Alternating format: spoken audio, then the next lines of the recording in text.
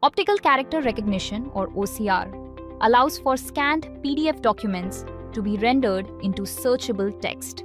Go to Document OCR. From the dialog box under the Files panel, the current file appears automatically. You can add additional files and folders using the Add drop-down menu below. You can run OCR on the entire document, or you can customize the page range by selecting the Pages drop-down menu next to the file name. If you tend to work with the same group of documents, you can save a group or import a group of files into the Files panel. From the Options section, you can choose from a number of languages to match your document from the Language drop-down menu.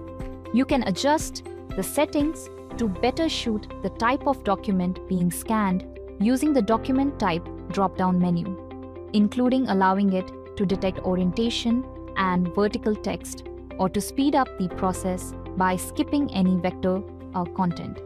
You can also optimize the scan for accuracy or speed using the Optimized For option.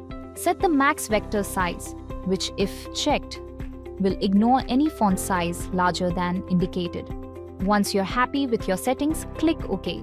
Double-check that the text was made recognizable by going to Edit PDF Content, then select Text. Try to select the text if you can.